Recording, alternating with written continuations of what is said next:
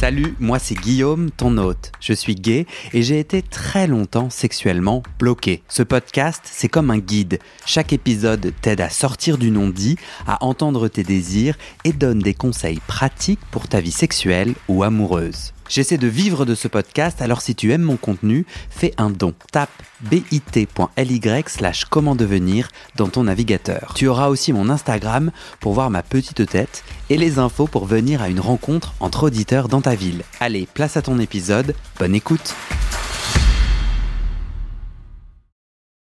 T'es bien ? Oui. On y va ? Bon. Yang, bienvenue chez moi. Merci Guillaume. Tu es né en Chine, tu y passes tes 23 premières années et c'est là-bas que tu te découvres gay, notamment grâce au fameux joueur de ping-pong, qui n'est absolument pas fameux. En fait, les gens vont croire qu'en Chine, ça... Non, c'est que toi, tu as un truc avec... Non, toi, tu as un truc avec un autre garçon qui s'avère être joueur de ping-pong. Tu vas raconter ça et aussi ton expérience de grandir gay en Chine. Mais c'est quand tu arrives à Paris, en 2019, que tu accélères l'exploration de ta sexualité. Ton premier mec est plus âgé, un, entre guillemets, daddy. Tu as d'ailleurs un truc pour les mecs mûrs. Mais tu te sens vite conditionné par des stéréotypes. Ici en France, parce que tu es asiatique, on te met dans la case passif soumis. Ton corps fin et tes cheveux longs t'obligent un peu plus aux yeux des autres. Un peu plus. Non. Un peu plus. Tu m'as dit, je cite, « Inconsciemment, j'ai intégré cette idée que j'étais forcément passif. J'ai mis du temps à essayer la pénétration.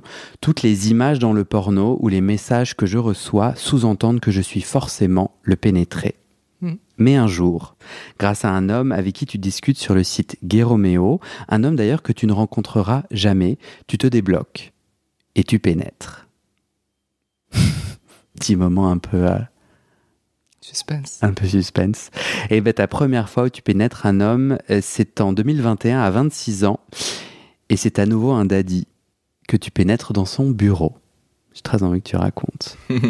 Et pour ce qui est d'être toi pénétré, tu m'as dit j'aimerais, mais je n'y arrive pas encore, je suis bloqué.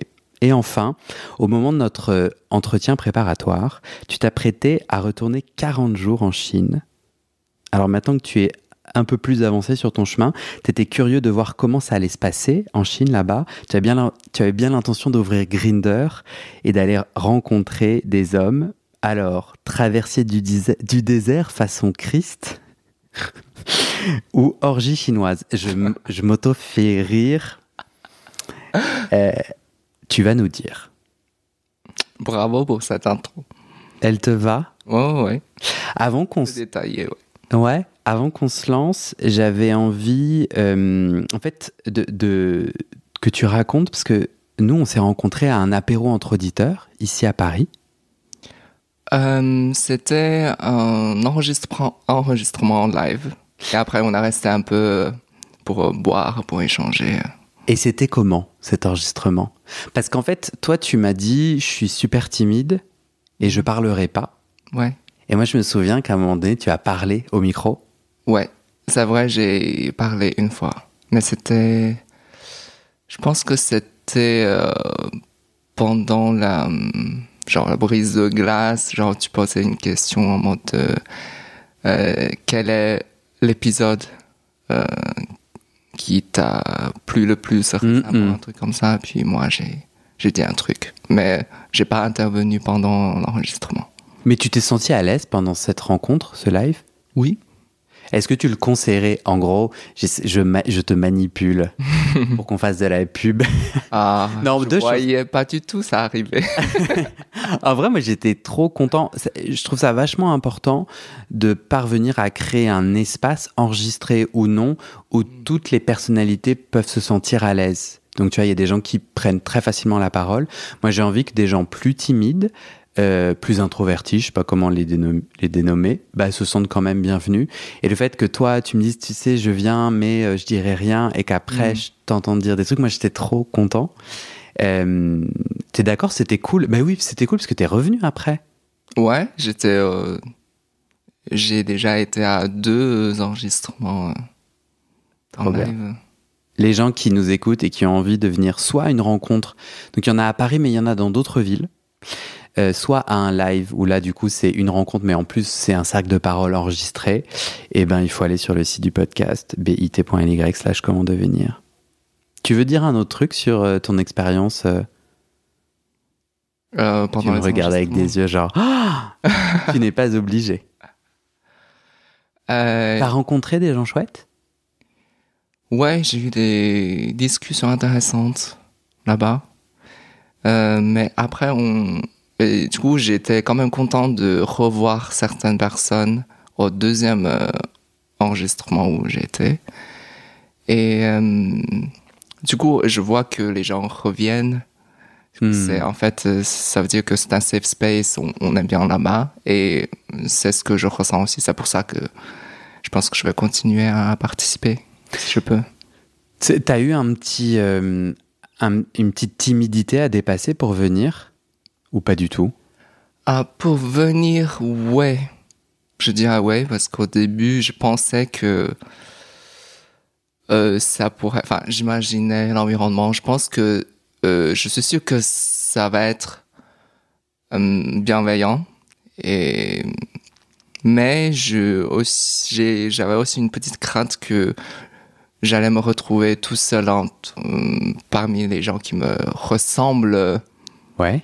Pas du tout physiquement, enfin, c'est-à-dire en tant que homme asiatique. Mais finalement, en fait, au premier enregistrement, j'ai été surpris de voir aussi 2 mecs chinois comme moi. Ah oui? Oui. Et du coup, on a pu discuter et je trouve ça vachement chouette. Et c'est pour ça que En fait, j'avais aussi écouté des épisodes de Paul. Le chinois, c'est peut-être le premier et le seul chinois présent sur son podcast avant Toi? cet enregistrement, voilà.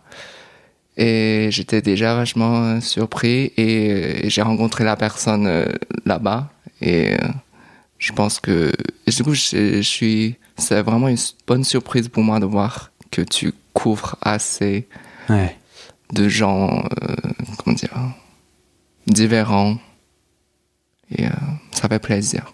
Du coup là, tant mieux, ouais. Ouais, je trouve que pour moi, l'inclusivité, elle est directement connectée au cœur battant de ce podcast. C'est-à-dire, c'est pas genre c'est cool, donc je le fais, mais c'est pour que ensemble on se nourrisse de la multiplicité des chemins d'épanouissement. Moi, ça m'intéresse en fait d'aller chercher des gens en me mettant au défi d'aller au-delà d'un max de trucs qui viennent facilement à moi, tu vois, parce que moi, je crois beaucoup que trentenaire blanc parisien, j'ai de la facilité à trouver des témoignages de trentenaires blancs parisiens et que j'ai vraiment envie et un enjeu à aller chercher des chemins super différents parce que c'est super nourrissant. Et en plus, moi, c'est des valeurs que je trouve importantes, tu vois. Au-delà, pourquoi t'es là, Yang? Pourquoi, tu vois, je t'ai proposé de témoigner. Pourquoi t'es là? Ça sert à quoi, là, de prendre de ton temps? Alors, je pense que pour moi, c'est une super opportunité de faire une photo de ma vie du moment et aussi de parler avec toi comment dire, enfin, je te trouve bienveillant et patient pour tout ce qui est question, tout ça, depuis que j'écoute ton podcast. Et c'est juste, je pense que personnellement, ce sera une bonne opportunité de peut-être déplier les choses avec un regard extérieur. Peut-être je vois ça un peu comme une session psy, mais je sais pas. Et aussi en écoutant des témoignages sur ton podcast de tous ces gens, j'aimerais aussi raconter mon histoire en me disant que peut-être ça pourrait aider à quelqu'un d'autre qui ont vécu la même chose ou de toute façon, ce que j'ai ressenti, je me sens aidé en écoutant des témoignages. Les autres témoignages, ouais. Bah ouais. Moi, j'ai envie qu'on commence avec ton récit de grandir gay en Chine. Ok, Et ma première... Donc, tu passes tes 23 premières années. exactement. Et ma question, c'est... Tu grandis avec quelle idée de l'homosexualité? Donc, tu es né en 94, C'est ça. 1994. Si tu m'amènes en Chine, donc, bon, c'est peut-être pas tout de suite en 1994, mais tu vois, t'as 10 ans, donc en 2004. Mhm. La Chine en 2004, déjà, où est-ce que t'as grandi? Et c'est quoi l'histoire de l'homosexualité que tu as dans ta tête? Ok. Je pense que pour cette période, ce sera très simple. J'avais pas d'idée de l'homosexualité. Genre, c'est comme si le mot gay existait pas dans mon dictionnaire. Genre, j'étais même pas conscient de moi-même ou bien et je crois pas déjà avoir vu des images ou bien des personnes gays dans ma vie ou bien sur la télé ou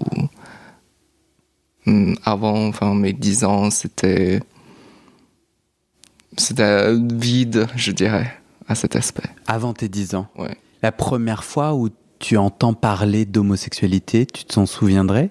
Moi, perso, je m'en souviens pas. Hein. Je pense que ouais, j'étais au collège, du coup j'avais 13-14 ans, et il me semble que en fait, il y avait une fille lesbienne dans la classe à côté, et j'ai entendu parler d'elle. Du coup, c'est une fille qui avait un physique un peu masculin, enfin un garçon, un style dit masculin. Mais à cette époque, en fait, je me souviens pas trop de ce que je ressentais par rapport à ça. Il y avait pas de dégoût, quoi. Je pense que pour moi, genre, ça m'a laissé un peu indifférent. Mhm. Et les gens, ils utilisaient quel terme? Tu peux le dire en chinois? 同性恋, en fait, ça juste veut dire homosexuel. C'est pas péjoratif? Là, c'est vraiment neutre. Et après, il y a d'autres appellations, mais à cette époque, je pense que c'était ça que j'ai entendu. Ouais. Je suis pas très sûr, en fait. Mhm. Moi, je me souviens... Donc, les souvenirs sont un peu vagues, mais je me souviens très précisément dans mon adolescence d'une série télé, je crois que c'est Le Miel et les Abeilles ou Les Filles d'à côté. C'était des... Comment je peux te décrire ça bien? Je pense que je sais pas la référence. Non, t'inquiète, il n'y a pas de Dis-moi. souci. C'est genre chaque jour, tu avais un téléfilm Mhm. et c'était des histoires de lycéens ou de gens qui vont à l'université. Moi, j'avais pas la télé en fait, donc je suis pas... Mais en gros, je suis sûr qu'il y a des auditeurs là qui bondissent en disant, ou des auditrices qui disent mais c'est pas du tout ça. Bon, je suis désolé, mais en gros, on s'en fout. Et il y avait un mec... je crois que c'était celui qui bossait au gym, à la salle de sport, et donc il était bodybuildé, très efféminé et vraiment moqué. Mhm. Donc moi, la seule... Et j'ai tout de suite compris que... Donc, tu vois, l'histoire de son personnage, c'était vraiment cet efféminé extravagant, dans mon souvenir en tout cas, hein, je peux me tromper. Et il n'y avait pas d'autre histoire autour de lui, aussi dans mon souvenir. Et c'est la première fois que, tu vois ce que je veux dire, je comprenais en parallèle des PD tapettes dans la cour de récré. Ouais. Ça, c'était moi en France, dans les années, je sais pas, 1996, parce qu'on a un petit écart d'âge. Si toi, tu m'amènes, voilà, dans ton bain 15, 20 ans, quand t'as 10, 15, 20 ans, Mhm. il y a comme ça, tu regardes la télé et il y a des personnages que tu comprends homosexuels ou tes parents t'en parlent ou c'est quoi, tu as ton accès culturel, Mhm. l'existence culturelle des homosexuels en Chine? À mes 15-20 ans, t'as dit? Ouais. Ah, bonne question. Alors, je pense qu'à cette époque-là, peut-être... À la télé, je crois pas. Parce que c'est un truc c'est plutôt public, les chaînes que je regardais, de toute façon dans ma famille. Ça m'a dit... Enfin, Le rapport au public, c'est donc le Parti communiste chinois, c'est ça? oui. Et donc, ils sont particulièrement pas gay-friendly, c'est ça? Il y a un À la sous-entendu. télé, non. Ouais. C'est ça. Et de mes ressources par rapport à l'homosexualité, c'est plutôt sur Internet. Ok. Je me souviens que quand j'étais au collège, j'allais sur un certain forum où il y a des gens qui écrivaient des histoires d'amour entre deux hommes. En fait, je suis pas sûr que tout soit des histoires réelles. Peut-être il y avait un peu de fiction aussi. Mais je me souviens que je lisais ça des fois tard dans la nuit sur mon tout premier téléphone, pas un smartphone du coup. Et sinon, ce sera à un moment donné, il y a des petites séries produites sur Internet. Par exemple, je pense à une série qui raconte l'histoire de lycéens. Ok. Et du coup, il y avait quand même des scènes d'intimité. Enfin, les deux personnes au lit, tout ça. Mais ça, c'est des séries très regardées? Non, c'est pas grand public. C'est pas grand public, c'est en ligne, une web série produite par... Et à un moment donné, ça a été retiré. Censuré. Ok. Tu as accès à la culture occidentale. Est-ce que Glee, à cette époque-là... Du coup, j'ai commencé à regarder des séries américaines et anglaises quand j'étais au lycée. Et je pense que la première histoire d'amour entre deux hommes que j'ai vue, c'est une série qui s'appelle Brothers and Sisters.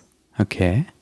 C'est une série américaine où il y a une ligne de l'histoire. En fait, c'est une grande famille classe moyenne, enfin bourgeoise. Du coup, il y a un fils qui est gay, qui est avocat. Et lui, je pense qu'il est tombé amoureux d'un chef. Et ça, ça fait partie de mes premières références gays, je crois, dans les séries. Donc, j'essaye de faire la photo de comment tu as grandi. Donc, on ne parle pas d'homosexualité. Toi, tu grandis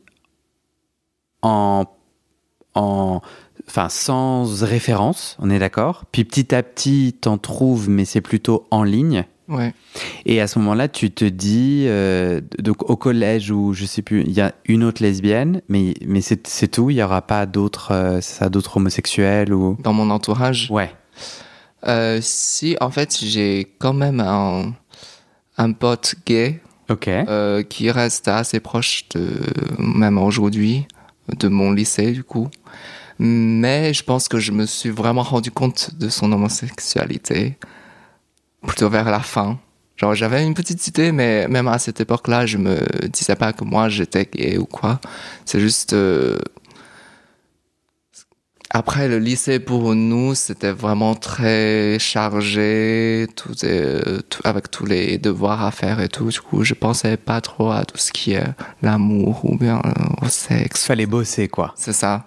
On n'avait pas le temps de penser à ça. Donc tu te masturbais pas? Au lycée, si, déjà. Mais je pense que j'ai eu ma première masturbation au collège. Quand j'avais peut-être 14 ans. Parce que j'avais vu des pornos. Enfin, j'ai retrouvé un porno hétéro par hasard dans le téléphone de mon oncle. Ok. Ouais. Et après, je me dis, ok, tu peux jouer avec ta bite comme ça, en fait. Et puis j'ai essayé, et puis j'ai eu mon premier orgasme. Ok. Donc la situation pour les bon, on va dire les personnes gays en Chine, quand toi tu grandis, est-ce que c'est légal? Alors, je pense que à cette époque, quand j'étais au collège, c'est oui, genre ce n'est plus pénalisé. Ok. Depuis si je dis pas de bêtises, depuis les fins des années 90, ce n'est plus un crime. Ok. Et depuis début des années 2000, on dit que ce n'est plus une maladie mentale. Ok.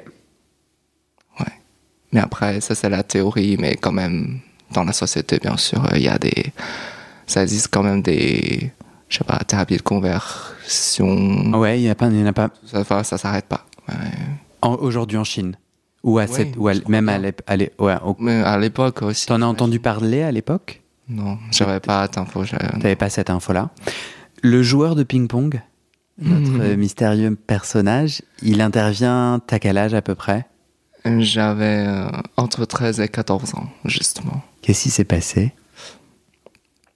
Alors, il y a eu rien de sexuel entre nous, c'est juste... c'était mon premier crush, vraiment, sur un garçon. Du coup, à l'époque, j'avais 13 ans. Je viens de finir ma première année au collège. C'était les vacances d'été. Du coup, j'apprends à jouer au ping-pong dans une salle de sport. Et ce jour-là, je joue avec mon cousin. Et lui, il joue avec son ami juste à côté de nous. Et à un moment donné, il demande à mon cousin de changer de place pour pouvoir jouer avec moi. Lui, en fait, il a 18 ans. Il vient de finir son lycée. Et du coup, on joue ensemble et après, du coup, on fait connaissance. On commence à sortir, jouer au ping-pong ou bien manger ou bien... Petit à petit, on est devenus assez proches. Et il m'emmène faire des tours sur son scooter dans notre petite ville. Je frémis. Des tours de scooter, toi t'as 13 ans, Ouais, lui en a 18, oui, je serai en PLS. PLS, Très dans quel humide. sens? Bah attends, t'étais là à faire des tours de scooter. Du coup, je t'ai pas demandé, on est où là? T'es dans quelle ville toi? De Chine? Si t'es à l'aise de dire, hein. Ouais, c'est dans une petite ville à côté de Qingdao. Ok. Nom de la bière? La bière, voilà, c'est ça la référence Ok. de la ville. Même en Chine, c'est une ville connue pour sa bière? Oui, Ouais. c'est la bière la plus connue, la plus vendue. Enfin, c'est la marque que tout le monde connaît, ouais. Ouais, donc toi, en fait, tu grandis dans un milieu plutôt rural de Chine, tu dirais? Même si... Non. Non, c'est quand même une petite ville. Du coup, c'est pas rural, je dirais. Mais les petites villes en Chine, c'est 15 millions de personnes, non? 15 000? Non, il y a plus. 15 millions. 15 000? Non, 15 millions, tu exagères. Quand Ok. même. 15 millions, c'est presque Shanghai et Pékin. Moi, je dirais... J'ai pas besoin d'un chiffre exact. Ce qui Ouais. m'intéresse, c'est je suis sur le scooter avec ce beau mec. mhm. D'ailleurs, je serais curieux que tu me le décrives. Et je voulais juste savoir, est-ce que je suis dans une grande ville, dans un petit village? Enfin, là, on fait des tours de quoi? Ah, dans les rues, du coup, c'est une ville. C'est pas des maisons. Pour moi, du coup, c'est des bâtiments, Ouais. commerce. Et c'est juste, du coup, moi, je suis derrière. Et puis, je te sers avec mes bras comme ça pour à la fois me tenir en sécurité et à la fois, tu vois. Non, je vois pas. C'est quoi, tu sentais son odeur ou tu sentais son corps? Ou les deux? Ah, c'est plutôt une sensation de réconfort, je pense. Tu te dis tout de suite que t'es attiré par lui? Non.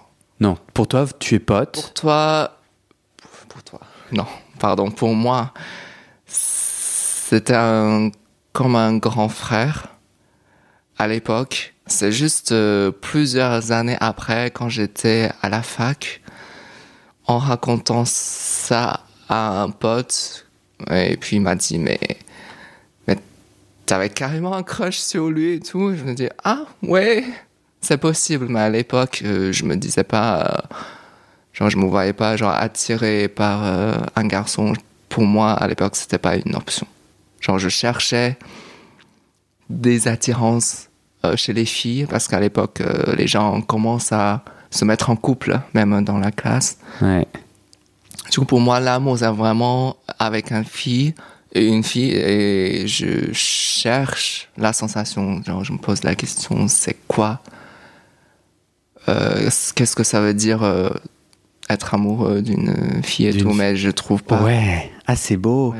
Enfin, c'est triste. Mais tu l'as bien dit, tu essayes d'être attiré par une fille, enfin moi ça m'est arrivé pareil, parce que tu sens déjà que tu as des attirances parallèles, sans mettre des mots dessus, ou simplement, non, tu n'as même pas conscience que tu pourrais être autre chose qu'hétéro, tu cherches juste à reproduire. Je pense que je sentais des attirances, mais je pensais que c'est pour des hommes, pour les hommes, mais je pensais que c'est une forme d'amitié, genre forte. Ok.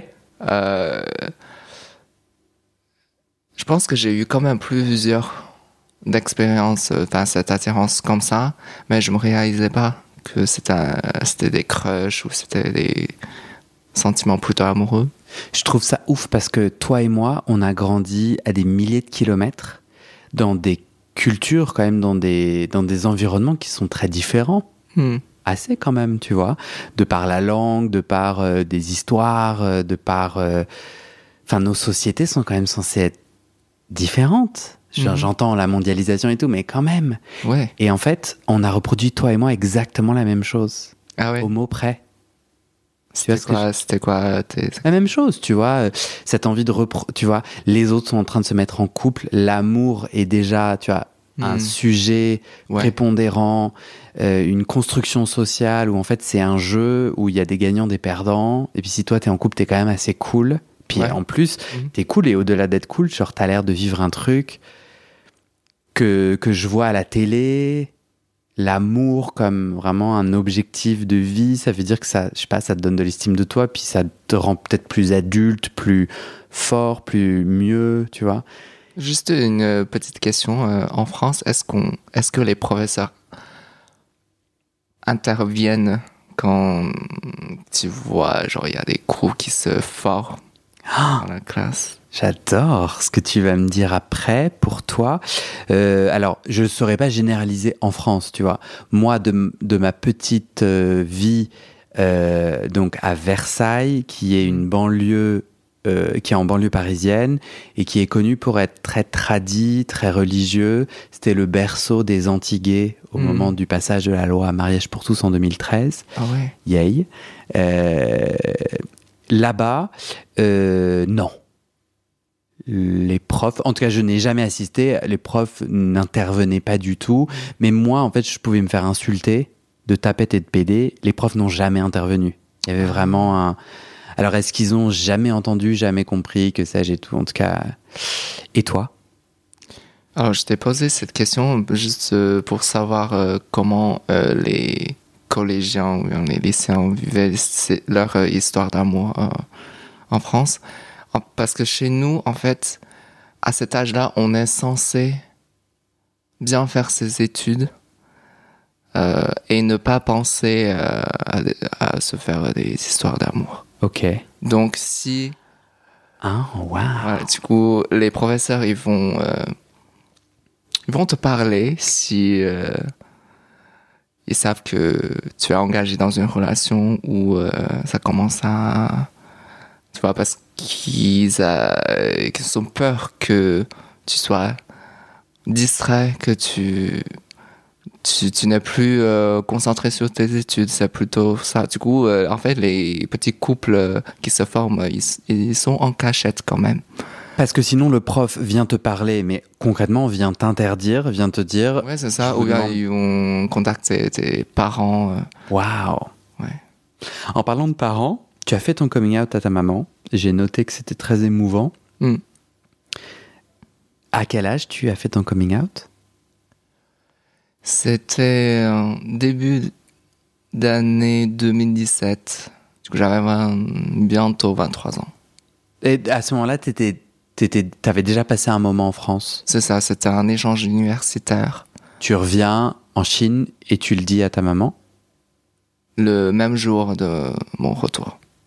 La même soirée, je lui ai dit. Qu'est-ce qu'elle a répondu? Ben, elle m'a accepté. On faisait une petite balade.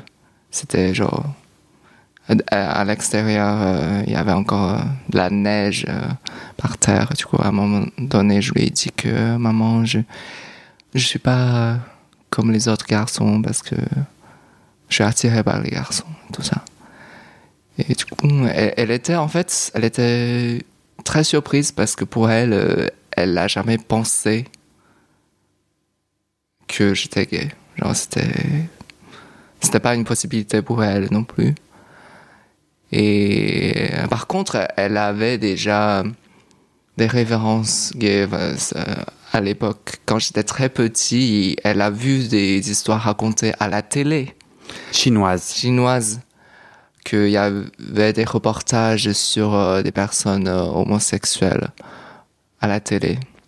Du coup, tu vois que l'histoire se progresse pas forcément. Ça fait pas que monter. Enfin, ça peut chuter aussi. Ça veut dire quoi, pardon? Pour moi, ça veut dire que pour moi, à un moment donné, l'opinion publique ou tout ce qu'il y a dans les médias, enfin, on était plus ouvert à parler ce genre de choses. Avant, ça s'est renfermé. Ça renfermé. Ah, parce que le documentaire ou le reportage que ta maman a vu et qu'elle a, je crois, mentionné, tandis que tu fais ton coming out, c'est ça? Elle s'est rattachée à ce documentaire ou non, elle t'en a parlé après?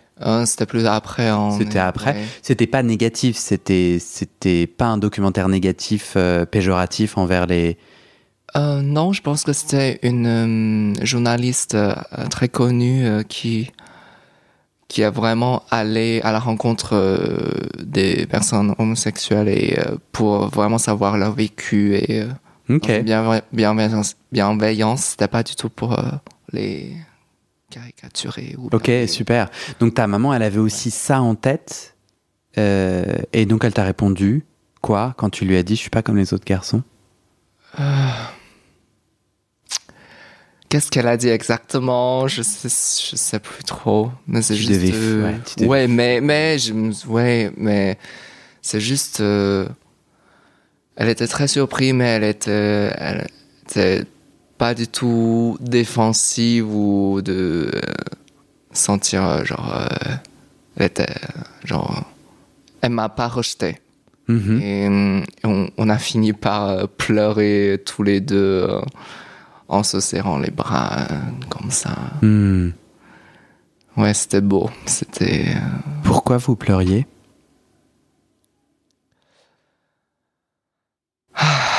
Je pense que... Alors, pour moi, il y avait du soulagement. Il y avait de la reconnaissance, je pense, pour le fait qu'elle m'a accepté. Parce que j'avais quand même une grande appréhension que ça se passait mal, même si j'en doutais. Enfin, je connais quand même ma maman, mais il y a toujours cette petite possibilité. Je pense que de son côté, peut-être que c'est surtout le fait que j'ai vécu toutes ces années tout seul sans lui avoir raconté tout ça. Et elle pensait qu'elle n'était pas là pour moi. Et ouais, c'est peut-être... Elle aurait pu m'accompagner. Je pense que ça revient à ma question d'avant. C'est que tu as l'impression que ta maman, à ce moment, quand elle apprend que tu lui dis que tu es gay, elle est dans un bain homophobe. Enfin... tu vois ce que je veux dire? Elle, dans son quotidien, je sais pas si dans son métier ou dans la consommation des médias, toi, tu t'inquiètes un peu aussi de sa réaction parce que là-bas, là où elle vit, C'est très homophobe ou pas du tout? Elle a des potes gays, tu vois, j'ai du mal à comprendre le quotidien de ta maman par rapport à l'homosexualité, tu vois. Le quotidien, c'est un non-sujet, je pense. Ok, ouais. Ça apparaît une fois dans les médias. Oui, avec ses amis, je doute qu'ils parlent de ça. Ouais. Et ça m'étonnerait qu'elle ait des amis gays. Et comment dire? Et c'est juste, c'est pas du tout visible, je crois, dans sa vie, avant mon coming out. Ouais.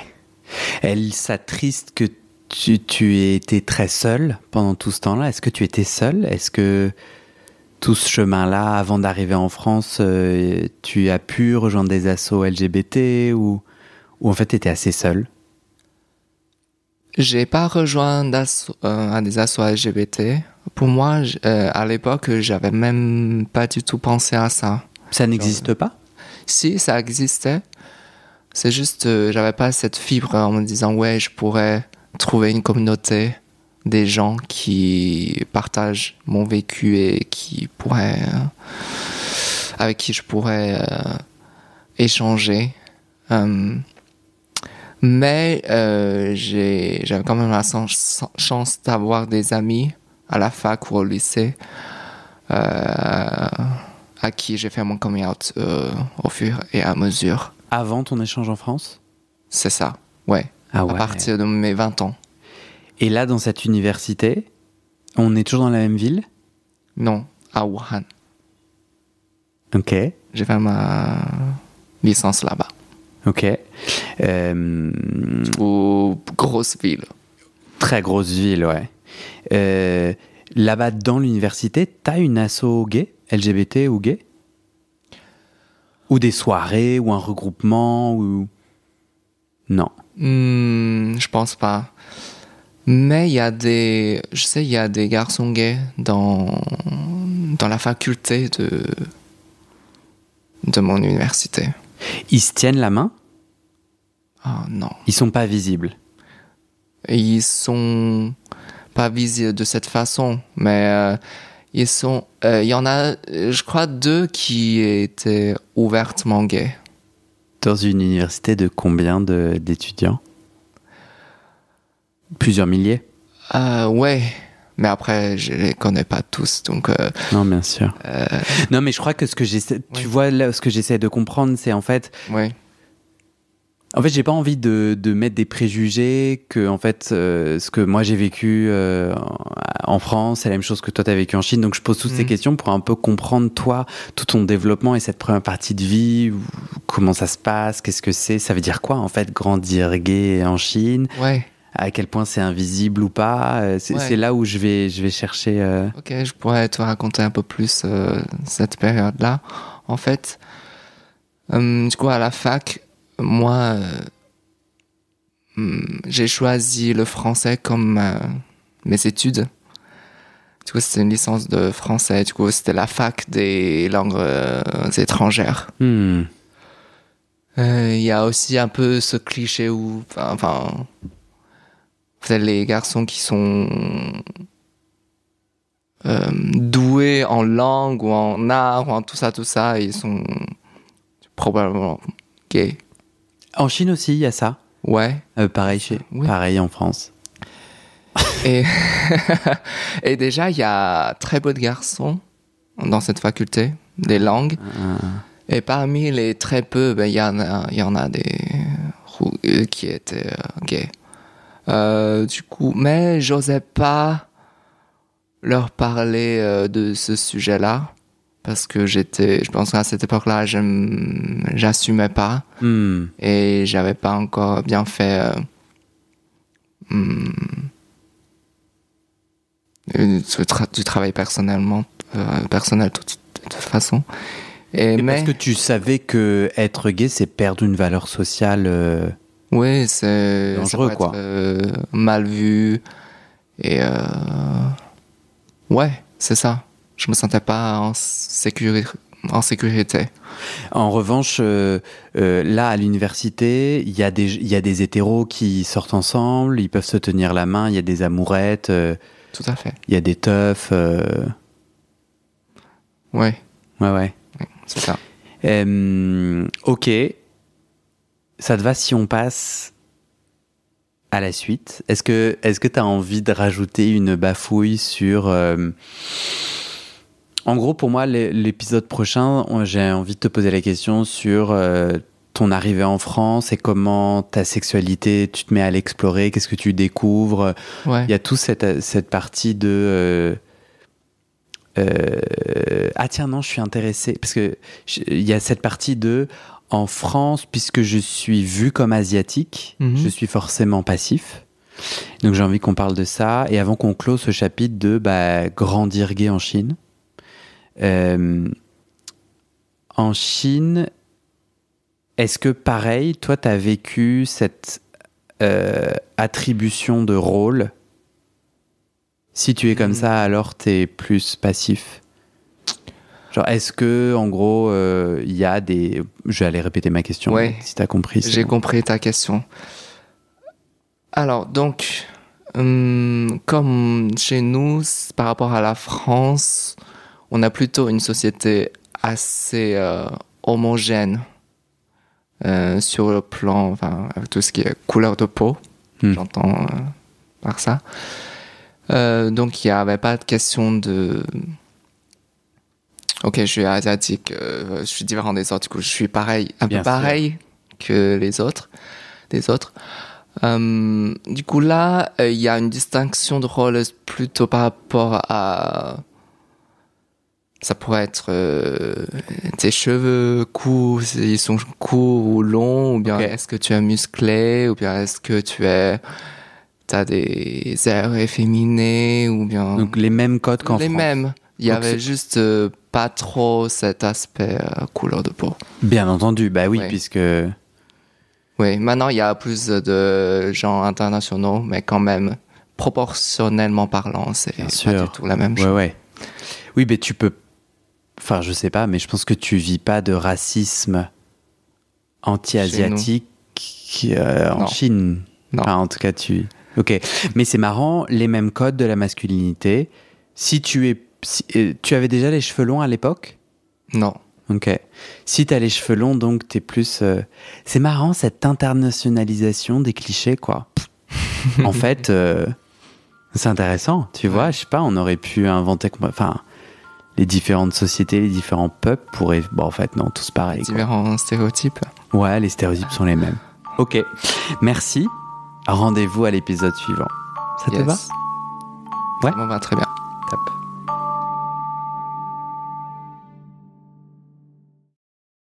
Et c'est la fin de cet épisode. Il y a plus de 130 épisodes à découvrir sur ce podcast. Ça fait beaucoup, alors je t'ai rangé les épisodes par thème. Conseils sur la sodomie pour ne plus avoir mal ou comment bien faire son lavement. Le BDSM, la bisexualité, couple ouvert ou exclusif, le racisme, le polyamour, etc. etc. C'est génial et c'est sur le site du podcast. Tu tapes bit.ly/comment devenir dans ton navigateur. Ah, une dernière chose, ne t'en va pas, si tu aimes mon contenu et que tu veux que ça continue mais tu ne peux pas devenir un des 400 en me soutenant financièrement, tu peux m'aider en quelques clics. Écoute bien, il te suffit de cliquer sur s'abonner ou suivre sur la page du podcast dans ton app d'écoute et de mettre 5 étoiles. Ces petits clics qui te prennent 5 secondes, ça fait vraiment une grosse différence pour le futur du podcast. L'algorithme se met à pousser automatiquement le podcast à plus de gens. Ça me permet alors de trouver les prochains témoignages et des potentiels futurs donateurs, donatrices. Et j'ai pas beaucoup de temps pour arriver à l'équilibre financier. Tant que j'ai pas trouvé 400 personnes qui donnent chaque mois, je dois utiliser mes économies et ça ne va pas pouvoir durer. D'ailleurs, pour devenir un ou une des 400 et faire un don pour que le podcast continue, va sur le site du podcast. C'est toujours le même lien, bit.ly/comment devenir. Merci pour ton aide et à très bientôt dans tes oreilles.